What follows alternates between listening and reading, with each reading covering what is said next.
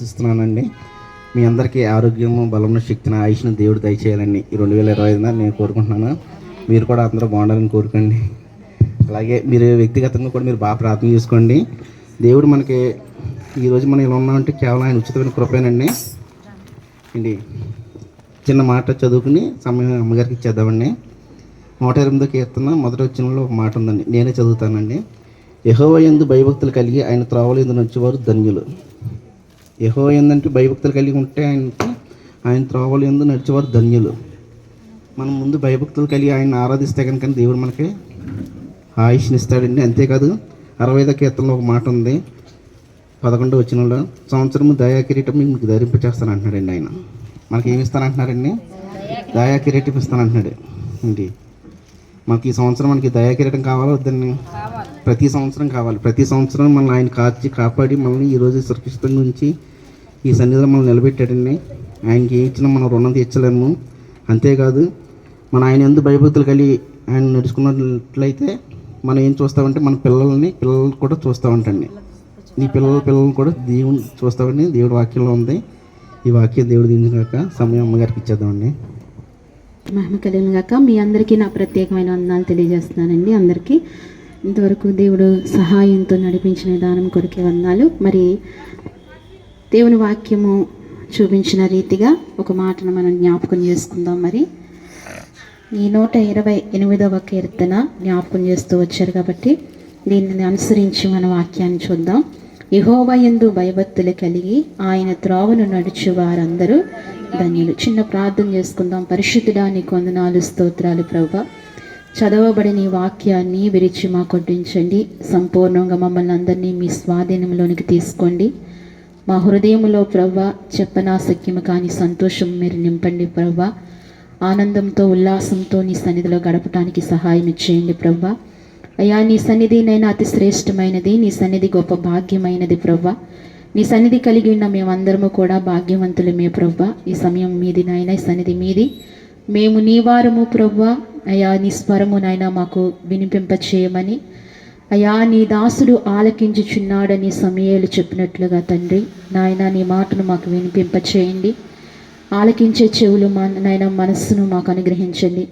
నన్ను సంపూర్ణంగా నీ సిలువ చాట మరుగుపరుచుకోండి. కావలసిన కృపతో ఆత్మతో అయా మీరు నింపి నడిపించమని, ఈ ప్రాంతాన్ని అంతటిని ప్రభువా అయా మీ స్వాధీనంలో ఉంచుకోమని, అయా ప్రభు ఈ ప్రాంతాన్ని మీరు దీవించి ఆశీర్వదించి గొప్ప కృప దయచమని స్తుతించి ప్రార్థించి యేసుక్రీస్తు నామములో అడిగి వేడుకుంటున్నాము తండ్రి.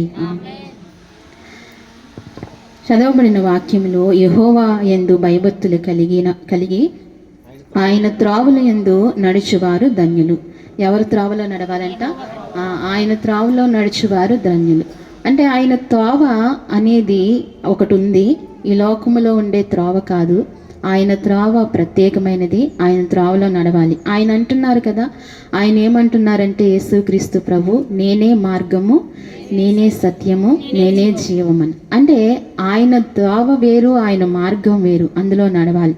అందుకే నడిచిన భక్తులు ఎవరున్నారో ఒకసారి చూద్దాం. చూడండి, ఆది కాండము ఆయన త్రోవలో నడిచిన వారు, ఆయన త్రోవ గుండా వెళ్ళిన వారు, ఆ రీతిగా జీవించిన వారు బైబిల్ గ్రంథంలో ఎవరున్నారో మనం చూద్దాం. ఆది కాండము 5వ అధ్యాయము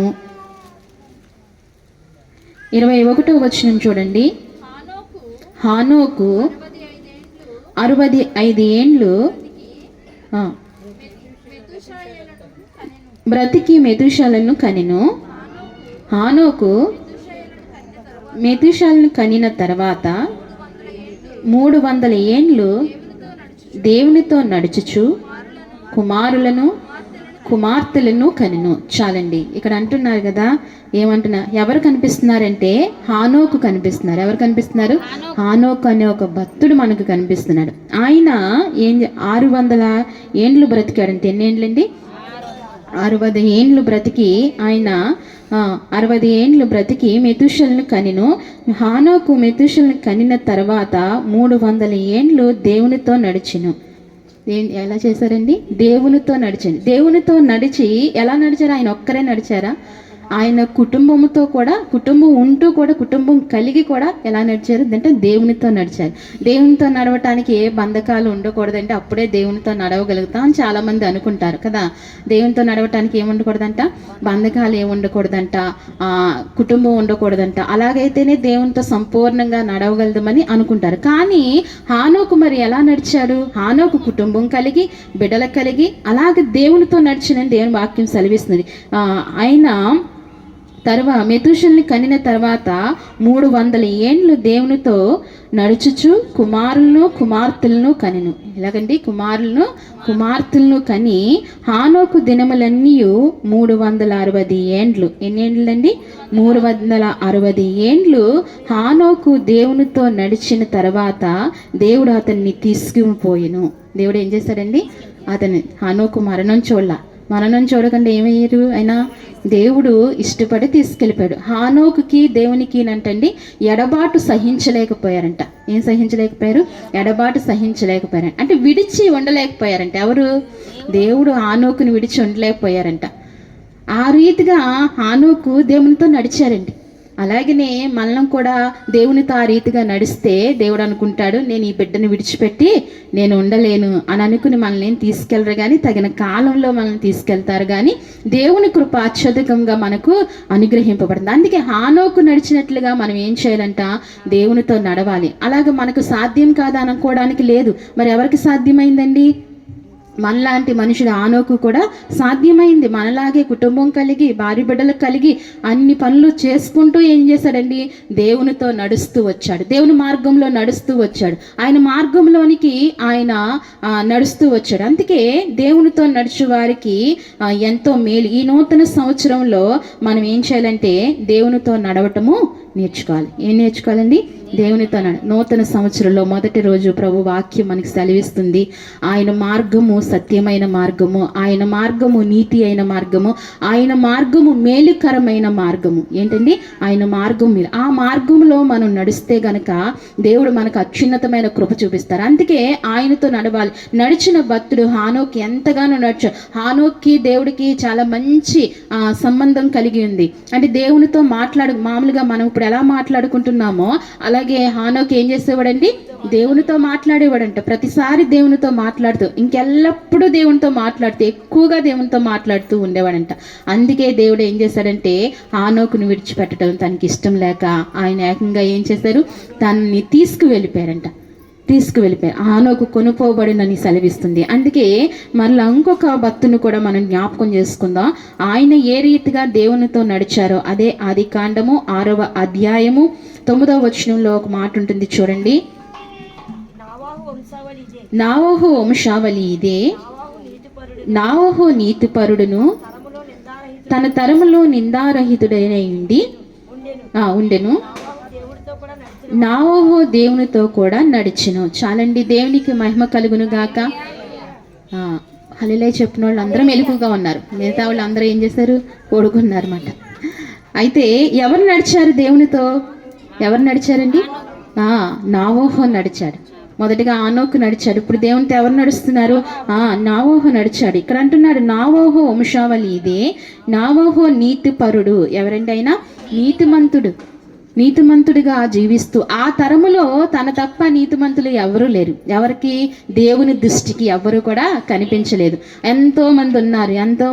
అయినప్పటికీ ఎవరు కూడా ఆ తరములో కనిపించలేదు. ఎవరు కనిపించారంటే నావోహు ఒక్కడే నీతిమంతుడిగా కనిపిస్తూ దేవుని ఎదుట అంత నిందారహితుడిగా నడుచుకుంటూ వచ్చాడండి. ఎలా నడుచుకుంటూ వచ్చాడు? నిందారహితుడిగా నడుస్తూ వచ్చాడు. అందుకే నావోహు నీతిమంతుడై తన తరములో నిందారహితుడై ఉండి నావోహు దేవునితో కూడా నడిచినవాడు. ఎవరితో కూడా నడిచినవాడండి? దేవునితో కూడా నడిచినవాడు. ఇప్పుడు మనం ఎవరితో నడుస్తున్నా? దేవునితో నడుస్తున్నామా? చెప్పగలమా దేవునితో నడుస్తున్నామని?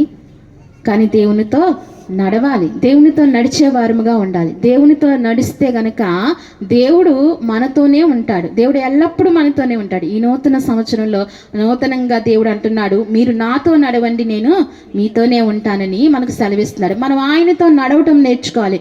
ఎలా నడవాలండి అంటే ఒక హానోకు వలె నడవాలి. ఎలా నడవాలంటే నోవహు వలె నడవాలి. నోవహు ఏ రీతిగా నడిచాడంటే దేవుడు చెప్పింది చెప్పినట్టుగా చేశాడు. దేవుని మాటను విన్నాడు. దేవుని మాట ఎప్పుడైతే మనం వింటామో ఆయన మార్గములో ఆయనతో నడిచినట్టే. ఎప్పుడైతే వాక్యమును మనం అపేక్షిస్తామో, వాక్యమును వింటామో, విన్న తర్వాత దాని ప్రకారంగా నడుస్తామో అదే దేవుని మార్గంలో నడవడం అనేది మనకు అనుగ్రహింపబడుతుంది.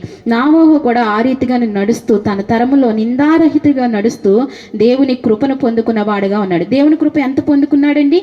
నోవహు ఎంత పొందుకున్నాడండి? దేవుని కృప ఎంత పొందుకున్నాడు? చెప్పలేవు ఎంత పొందుకున్నాడు.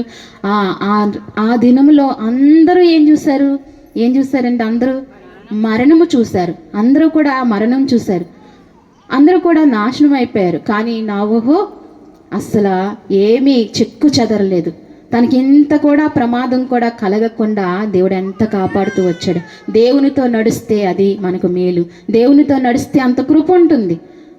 దేవునితో నడవటం అంత కనికరం కలుగుతుంది. అందుకే దేవునితో మనం నడవాలని సెలవిస్తుంది. కీర్తనాకారుడు ఒక మాట ఉంటుంది చూడండి, 143వ కీర్తన. 143వ కీర్తన. చాలామంది ఎండలో కూర్చున్నారు. ఎదరకొచ్చి కూర్చోండి, ఎండ కలుగుతుంది కదా, కొంచెం ఎదరకు జరగండి.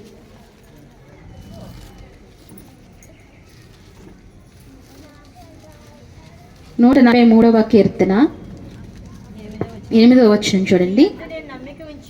నీ యందు నేను నమ్మిక ఉంచి ఉన్నాను, ఉదయమున నీ కృపావార్తను నాకు వినిపింపుము.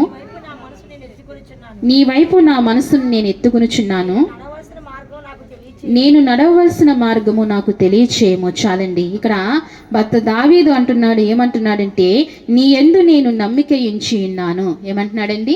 నీ యందు నేను నమ్మిక ఉంచి ఉన్నాను. దావీదు దేవుని యందు ఏమించాడండి?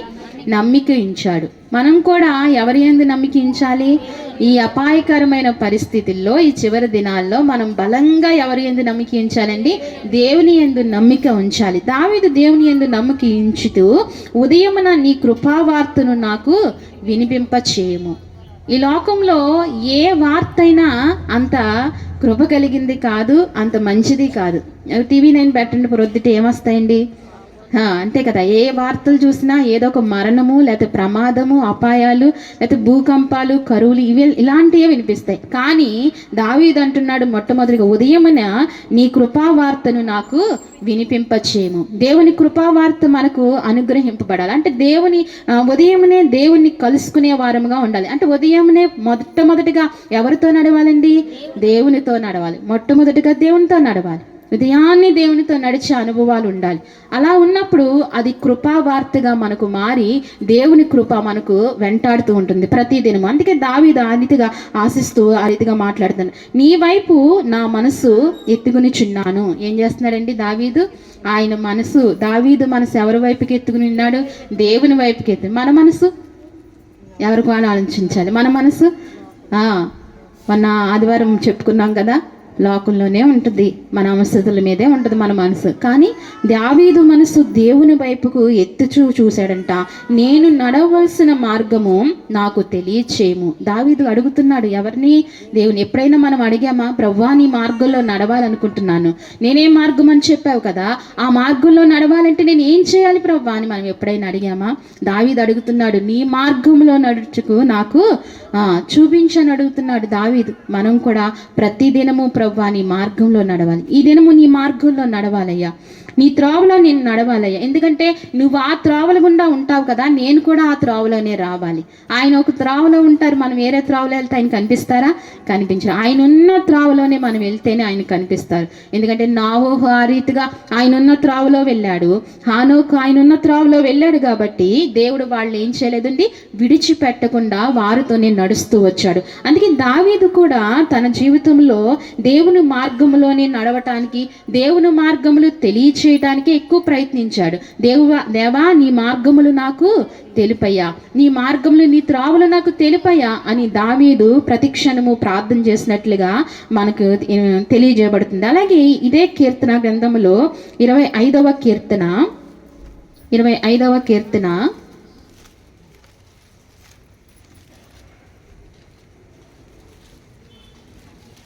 9వ వచనం చూడండి. న్యాయ విధులను బట్టి ఆయన దీనులను నడిపించును, తమ మార్గములను దీనులకు నేర్పును. హల్లెలూయా. న్యాయ విధులను బట్టి ఆయన దీనులను నడిపించునంట. ఎలాగంటండి? న్యాయ విధులను బట్టి దీనులు నడిపిస్తారు. అంటే ఇప్పుడు మనం ఎలా ఉండాలి? దీనులంగా ఉండాలి. ఎలా ఉండాలండి? దైవ సన్నిధిలో దేవుని ఎదుట ఎలా ఉండాలి? ఆయన మార్గములు ఎలా ఉండాలి? దీనులుగా ఉండాలి. పైకి దీనులంగా ఉంటూ లోపల అహంకారంగా ఉంటే కుదరదు. ఎలా ఉండాలి? లోపల దీనత్వం కలిగి ఉండాలి, హృదయంలో దీనత్వం కలిగి ఉండాలి. ఆయన త్రావులో నడవాలి అంటే ఆయన్ను కలుసుకోవాలి, ఆయన మనతో ఉండాలి, ఆయన కూడా మనతో నడవాలంటే మన హృదయంలో ఏముండాలంటండి? దీనత్వం ఉండాలి. దీనత్వం ఉన్నప్పుడే దేవుడు ఏం చేస్తాడు? మనతో నడవటానికి ఆయన ఇష్టపడతాడు. మనకు దీనత్వం లేదంటే ఆయన మనతో నడవటానికి ఇష్టపడ్డాడు. అందుకే దావీదు అంటున్నాడు, దీనుల ఎడల నువ్వేం చూపిస్తున్నావు అంటున్నాడండి. న్యాయ విధులను బట్టి ఆయన దీనులను నడిపించును. దీనులను ఏం చేస్తాడు ఆయన? ఎప్పుడైతే నువ్వు దీన మనస్సు కలిగి ఉంటావో, విధేయత మనస్సు కలిగి ఉంటావో ఆయనే నిన్ను నడిపిస్తాడు. ఆ త్రావులో ఆయన నడిపిస్తాడు. నీకు ఎంత జ్ఞానం ఇచ్చి ఆయన నడిపిస్తాడు. తన మార్గములను దీనులకు నేర్పును. ఎవరికి నేర్పుతాడండి? ఆయన మార్గంలో ఉన్న సత్యము, ఆయన మార్గంలో ఉన్న గొప్ప విశేషమైన మాటలను ఏం చేస్తాడండి? దీనులకు నేర్పిస్తాడంట. అందుకే మనం ఎలా ఉండాలి? దైవ సన్నిధిలో క్రైస్తవులైన మనము, దేవుని బిడలమైన మనము ఏం కలిగి ఉండాలంట? దీనత్వం కలిగి ఉండాలి. దీనత్వం చాలా ప్రాముఖ్యమైన. దీనులంగా ఉండాలి, దీనులమై మొరపెట్టాలి. దీనులమై మొరపెట్టినప్పుడు ఆయన కృప మన పట్ల అధికముగా అనుగ్రహింపబడుతుంది. 119వ కీర్తన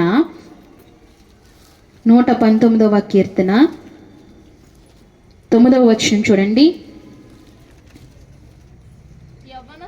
యవనస్తులు దేని చేత తమ నడతను శుద్ధిపరచుకుందురు? నీ వాక్యమును బట్టే దాన్ని జాగ్రత్తగా చూచుకున్నట్టే చేతే కదా. ఇప్పుడు యవనస్తుల గురించి దేవుని వాక్యం సెలవిస్తుంది. యవనస్తులు దేని చేత తమ నడతలను శుద్ధిపరచుకుందురు? యవనస్తులైన వారు తమ నడతను శుద్ధిపరచుకోవాలంటే దేని చేత శుద్ధిపరచుకోగలరు? చక్కని మార్గంలో వారు నడవగలరు. లోకంలో చూస్తున్న యవనస్తులు ఏ రీతిగా ఉన్నారండి? చెడిపోయిన రీతిలో ఉన్నారు. వాళ్ళు ఇష్టానుసారముగా నడుస్తున్నారు. కానీ చక్కని మార్గంలో, దేవుని మార్గంలో నడవాలి అంటే గనక వారి ఎదుట వారి హృదయంలో ఏ ఉండాలంటండి? దేవుని వాక్యం ఉంటేనే ఆ మార్గంలో నడవగలరు. అందుకే యవనస్తులు దేని చేత శుద్ధి కలుగుదురు? వారు యవన ప్రాయంలో ఉన్నప్పుడు దేని చేత శుద్ధి కలుగుతారండి? వాక్యము చేతనే, ఆయన చేతనే శుద్ధి కలిగిస్తారని దేవుని వాక్యం సెలవిస్తుంది. అలాగనే 119 అదే అధ్యాయములో 56వ వచనం చూడండి. అదే అధ్యాయము 56వ వచనము. నీ ఉపదేశమును అనుసరించి నడుచుకొనుచున్నాను, ఇదే నాకు వరముగా దయచేయబడి ఉన్నది. దేవుని ఉపదేశమును అనుసరించి ఏం చేస్తున్నాడంటండి? నడుచుకొనిచున్నాడంట. దేవుని ఉపదేశమును అనుసరించి నడుచుకోవాలి. హానోకు కూడా ఏం చేశాడండి? దేవుని ఉపదేశమును అనుసరించి నడుచుకున్నాడు. కాబట్టి హానోకు ఏం పొందుకున్నాడు? దేవుని కృప పొందుకుంటూ దేవునితో సాగిపోయాడు, దేవునితో నడిచాడు, దేవునితో ఉండిపోయాడు. నోవహు కూడా అలాగనే. అందుకే మనం ఏం చేయాలంటే, నీ ఉపదేశమును అనుసరించి నడుచుకునే కృప నాకు ఇవ్వయ్యా. ఏంటండి? నీ ఉపదేశమును అనుసరించి నడుచుకునే కృప నాకు ఇయ్యా. ఇదే నాకు వరముగా దయచేయబడి. ఎందుకంటే వరం ఏముంటుంది? దేవుని మార్గములో దేవునితో నడిచే అంతకంటే వరం ఏముంటుంది? దేవుడే మన ప్రక్కనుంటే, దేవుడే మన త్రోవలో, ఆయన త్రోవలో మనం ఉంటే ఇంకంతకు మించిన కృప ఏముంటుంది చెప్పండి? దేవుడితో నడవాలి. అందుకే ఇదే నాకు వరముగా దయచేయబడి ఉన్నది, ఇదే నాకు వరముగా దయచేయబడి ఉన్నదని దేవుని వాక్యం సెలవిస్తుంది. అలాగే ఇర్మియా గ్రంథంలో ఒక మాట ఉంటుంది చూడండి. ఇర్మియా గ్రంథము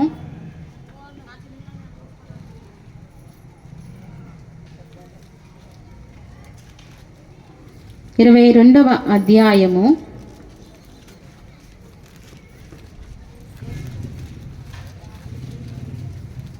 3వ వచనం చూడండి. యెహోవా ఇలాగు ఆజ్ఞ ఇచ్చుచున్నాడు, మా ప్రకటించుము.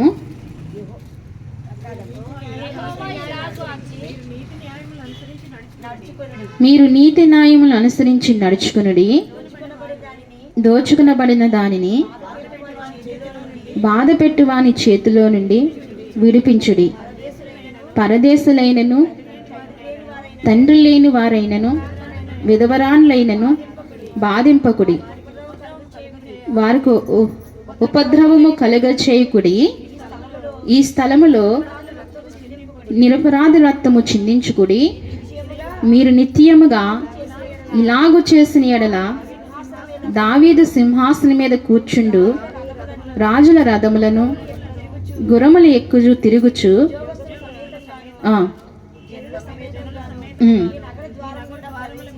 చాలండి. ఇక్కడ అంటున్నాడు కదా, యెహోవా ఇలాగూ సెలవిచ్చుచున్నాడు, మీరు నీతి న్యాయములను అనుసరించి నడుచుకోవాలి. ఎలా నడవాలంటే అండి, దేవుని మార్గంలో నడవాలంటే ఏం నడవాలంట? నీతి న్యాయములను బట్టి నడవాలంట. నీతి కలిగి ఉండాలి, అలాగే అదే టైంలో న్యాయము కలిగి కూడా ఉండాలి. నీతి లేకుండా, న్యాయము లేకుండా నేను దేవుని మార్గంలో నడుస్తాను అంటే ఆయన త్రోవకు రానివ్వరు. ఎలా నడవాలంట? నీతి న్యాయములను అనుసరిస్తూ, నీతి న్యాయములను దాన్ని వెంబడిస్తూ మనం నడవాలని దేవుని వాక్యం. దోచుకునబడిన వారిని, బాధ పెట్టు వారిని చేతిలో నుండి విడిపించుడి. మన కళ్ళ ముందు ఏదైనా అన్యాయం జరుగుతుంటే ఏం చేయాలంట? మన శాయశక్తిలో ఏం చేయాలండి? విడిపించాలంట, వారిని రక్షించాలంట. అదేమని వాక్యం ఆ రీతిగా సెలవిస్తుంది, విడిపించండి అని చెప్తూ తర్వాత మాట, పరదేశులైనను తండ్రి లేని వారినైనను. ఎవరినంటండి? పరదేశులైనా తండ్రి లేని వారినైనా మనం ఏం చేయాలంటండి? వారి మీద జాలి కలిగి ఉండాలి.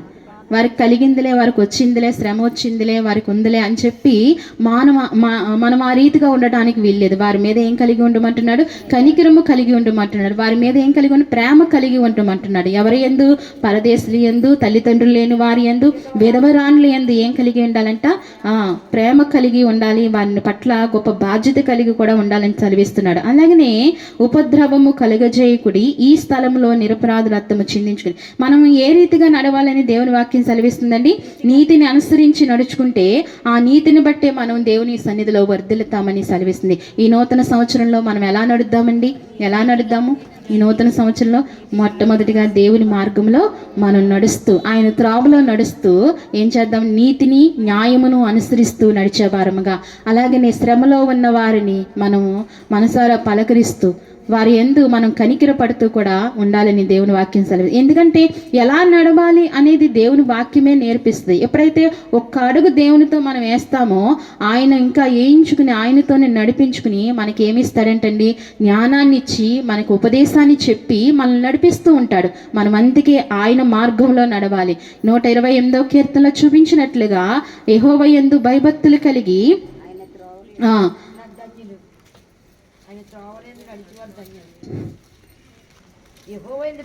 యెహోవా యందు భయభక్తులు కలిగి ఆయన త్రోవల యందు నడుచువారు అందరూ ధన్యులు. యెహోవా యందు ఏం కలిగి ఉండాలంట?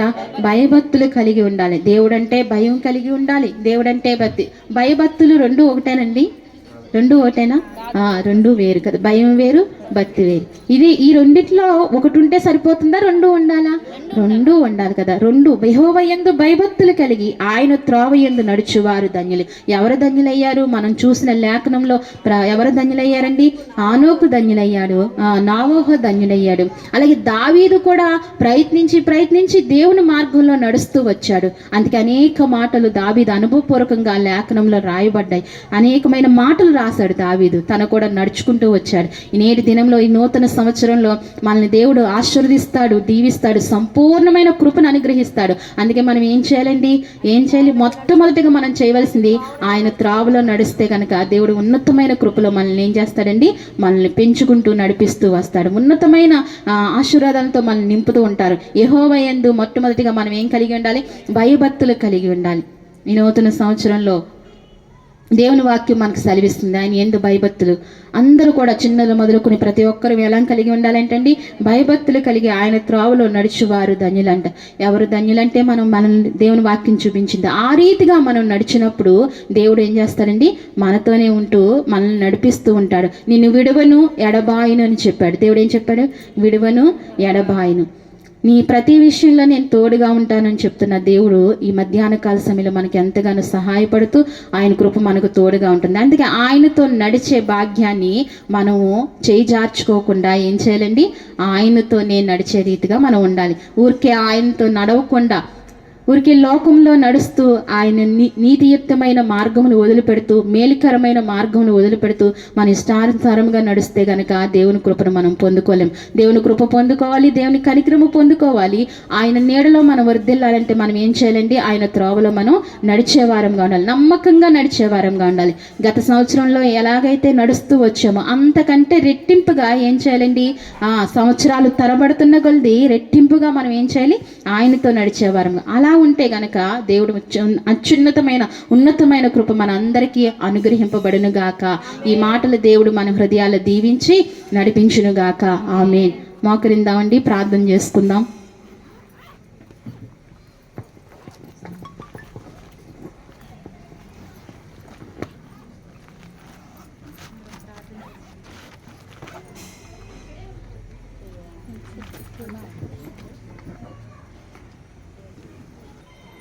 పరిశుద్ధుడానికి స్తోత్రములను చెప్తూ ప్రతి ఒక్కరము ఎవరో కూడా ఊరికే ఉండకూడదు, ఖాళీగా ఉండకూడదు. మనం మొదటగా ఆయన స్తుతించడానికి, ఆయన్ను ప్రార్థించడానికి మనం ఈ సమయంలోనికి, ఈ స్థలంలోనికి మనం వచ్చాము. ఇది ఆయన సన్నిధి, ఇది ఆయన వసిస్తున్న స్థలం అని గమనించి ఆయన మన మధ్యనున్నారని ప్రతి ఒక్కరూ భావిస్తూ ఎలా పలగా కాకుండా భయభక్తులు కలిగి ఆయన సన్నిధి కలిగి ఉండాలి. ఆయన త్రోవలో నడవాలి. ప్రభువా అడగండి, ప్రతి ఒక్కరూ అడుగుదామా? అయ్యా, నీ త్రోవలో నడవాలనుకుంటున్నానయ్యా, నీ త్రోవలో నడుస్తానయ్యా. అయ్యా, ఇదిగో మరి మేలుకరమైన త్రోవ అయ్యా నీది. అయ్యా, ఎంతో నెమ్మదికరమైన త్రోవ అయ్యా నీది, ఎంతో నైనా సంతోషకరమైన త్రోవ అయ్యా నీది. అయ్యా, ఇదిగో మరి సమాధానం అనుగ్రహించే అయ్యా దారి అది అయ్యా నీది. అవును ప్రభా, నువ్వు అంటున్నావు నేనే మార్గము అని చెప్పావు ప్రభా. నీవే మార్గము ప్రభా, నీ చిత్తం చేరటానికి నీవే మార్గము ప్రభా. ఆ మార్గము గుండా నడవటానికి నీ కృప నాకు దయచే ప్రభా అని ప్రతి ఒక్కరు అడుగుదామా? ఈ నూతన సంవత్సరంలో మధ్యాహ్న కాల సమయంలో మొదటి రోజు మాతో మీరు ఈ రీతిగా మాట్లాడారు ప్రభా. అయ్యా, ఇదిగో మరి బైబిల్ గ్రంథంలో ప్రభా నువ్వు విడిచిపెట్టని భక్తుని మాకు చూపిస్తూ వచ్చావు ప్రభా. అయ్యా, నువ్వు విడిచిపెట్టని భక్తుని మాకు చూపిస్తూ వచ్చావు, హానోకుని ప్రభా. అవునయ్యా, అయ్యా ఇదిగో మరి హానోకుకి నీకు ఎడబాటు అయ్యా సహించలేకపోయావు. నీతో నడవటానికి అయ్యా హానోకు ఇష్టపడుతూ వచ్చావు. హానోకుతో మీరుండటానికి ఎంతగానో ఇష్టపడ్డారు ప్రభా. అవును, హానోకు కొనుపోయబడ్డాడని నీ లేఖనము సెలవిస్తుంది ప్రభా. ఆ రీతిగానైనా ప్రభా కుటుంబము కలిగి లోకములో నీవు ఇచ్చిన బాధ్యతలు కలిగి హానోకు నీతో నడుచుకుంటూ వచ్చాడు ప్రభా. అట్టి కృప మాకు ఇవ్వయ్యా అని అందరం అడుగుదామా, ప్రార్థన చేద్దామా? ప్రతి ఒక్కరము ప్రార్థన చేద్దాం. ఇన్న వాక్యాన్ని బట్టి ఎవరు ఊరికే ఉండొద్దు, తేలిగ్గా వెళ్ళొద్దు. హృదయంలో భారం తీసుకుని వాక్యాన్ని బట్టి ప్రభా నేను నీ త్రోవలో నడవాలనుకుంటున్నాను, ఒక తీర్మానంతో ఈ సన్నిధిలో విడిచిపెడదాం. ఒక తీర్మానం కలిగి, దేవా ఇదిగో మరి నాయన నీ త్రోవలో నడవాలనుకుంటున్నానయ్యా, నీ మార్గంలో నేను నిలవాలనుకుంటున్నానయ్యా. అలాగే మీరు నాతో ఉండాలని హృదయపూర్వకంగా వేడుకుంటున్నానయ్యా. హానోకును విడిచిపెట్టకూడదని భాగ్యాన్ని అయ్యా ప్రభు విడిచిపెట్టకుండా నువ్వు హానోకుతో ఉన్నావయ్యా. ఆ రీతిగా మాతో కూడా మీరు ఉండాలని మేము ఆశిస్తున్నామయ్యా. ఆ రీతిగా మమ్మల్ని నడిపించండి స్వామి. అయ్యా, మరి ఆ తరములోనైనా నోవహు అయ్యా నిందారహితుడిగా నీతిమంతుడిగా కనిపించాడు ప్రభా. ఈ తరములో మేము కూడా ఆ రీతిగా ఉండటానికి, నీ దృష్టిలో అలా ఉండటానికి సహాయం చే ప్రభా అని అడుగుదామా? ఎవరైతే అడుగుతారో ప్రభు అట్టి కృప మీ అందరికీ అనుగ్రహిస్తాడు. నేను హానోకు వలె నడవాలనుకుంటున్నానయ్యా, నేను నోవహు వలె నీతిమంతుడిగా నీ నోట సాక్ష్యము పొందుకోవాలనుకుంటున్నానయ్యా. ఆ రీతిగా నన్ను చేయి ప్రభు అని ఎవరైతే మనస్ఫూర్తిగా అడుగుతారో వారిని ప్రభు ఆ రీతిగా నడిపిస్తాడు. అందుకే దావీదు అంటున్నాడు, నీ మార్గంలో నడవాలంటే నీ ఉపదేశములు నాకు నేర్పించు తండ్రి అని అడుగుతున్నాడు. మనం అడుగుదామా? ప్రభా నీ మార్గంలో ఎలా నడవాలో నాకు తెలియదు కదయ్యా, నీ మార్గంలో నన్ను నడిపించయ్యా, నీ ఉపదేశములు ఇచ్చి నన్ను నడిపించయ్యా, నీ వాక్కునిచ్చి నన్ను నడిపించు ప్రభా అని అడుగుదాం. ఈ మధ్యాహ్న కాల సమయంలో ఈ ఆయన మార్గంలో నడిస్తే సకల ఆశీర్వాదాలు నీ వెంటే వస్తాయి. నువ్వు ఇది ఆశీర్వదింపబడాలి అని అనుకుంటున్నావా? ఈరోజు ఆశీర్వచనాలు వినాలని నువ్వు అనుకున్నావా? కాదు. ఏమని చేయాలంటే ఆయన మార్గంలో నడిచినప్పుడు ఆయనే నీతో ఉంటే అన్నీ నీవే కదా, రాజే నీతో ఉంటే రాజ్యమే నీది కదా అని సెలవిచ్చినట్లుగా ఆయనే నీతో ఉంటే సమస్తము నీవే కదా. అందుకే ఆయన మార్గంలో నడిచే తీర్మానము కలిగి ఆయన త్రోవలో నడిచే గొప్ప కృపతో మనం ఉందామని ఈ మధ్యాహ్న కాలంలో ఆ రీతిగా ప్రార్థన చేసుకుందాం. ప్రార్థన కలిగి ఉందాం. మన మధ్యన తల్లి ప్రార్థన చేస్తారు. చిన్న ప్రార్థన.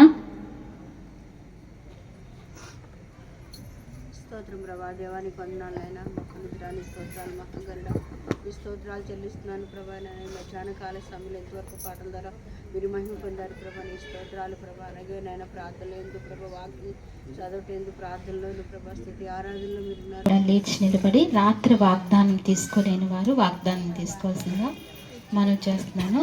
వాగ్దానాలు తీసుకుందామండి.